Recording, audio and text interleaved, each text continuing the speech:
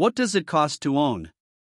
Used prices sit between £2,000 and £4,000 depending on condition and spec. Road tax is £90 a year, insurance is generally reasonable, and the service schedule, while more frequent than some modern bikes, is cheap and straightforward. Minor service every 6,000 miles, major every 12,000, valve clearances at 24,000. Nothing scary. Should you buy one in 2026? Yeah, genuinely. If you want something simple, reliable, affordable to run, and actually enjoyable to ride, the XJ6 ticks all of it. It's not going to wow you with the latest tech, and it'll remind you it's a previous generation bike in a few ways. But the fundamentals are solid, it suits a wide range of riders, and for the money it's hard to argue with. Simple bike. Does the job. Still worth it. One honest gripe from the original launch: the engine is quite busy at low revs, and you'll find yourself hunting for another gear even when you don't really need one. The twin-cylinder competition of the time, SV650, the R6N, Ducati Monster 696, had more usable low-down torque. The XJ6 rewards revs, which means you're in the gearbox more than you might want to be around town. A gear position indicator would have helped massively. There isn't one. There's also a snatchy throttle at low speeds that catches people out. It smooths out once you're moving, but slow-speed stuff like roundabouts needs a bit of clutch finesse until you get used to it.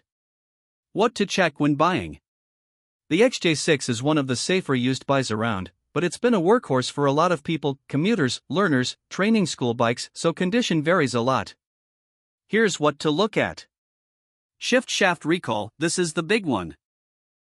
There was a recall over the shift shaft potentially breaking and locking the gearbox. Check it's been done before you hand over any money. Rear shock, push down hard on the back seat and let go.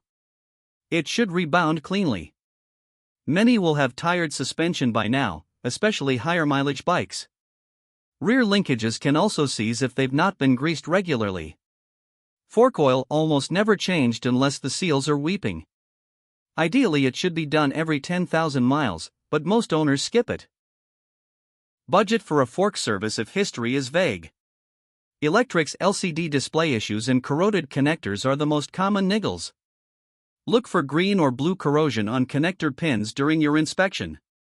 Cosmetic wear: faded plastics, corroded fasteners and exhaust headers, possibly pitted fork chrome. Expected on anything this age, but check it's just surface stuff rather than signs of neglect or accident damage. A higher mileage bike with solid service history beats a low miler that's been sat neglected for years, every single time. The Yamaha XJ6 never really shouted about itself, and that's kind of the point. When it landed in 2009, Yamaha took the tried-and-tested inline-four from the R6, dialed it back for real roads, and bolted it into a simple, affordable naked that was built around actually being useful rather than just looking good on a spec sheet. And honestly, that formula still holds up. It's not flashy. It's not loaded with tech. But it does what most riders actually need. It's dependable, easy to live with, and won't bleed your wallet dry every time something needs fixing. Strip away the plastic from the diversion version and something interesting happened. The XJ6 stopped being a sensible budget commuter and started looking like a proper little street fighter. That underslung exhaust, the upright stance, the compact proportions, it punched well above its price tag visually. Think baby FZ1, and you're in the right ballpark.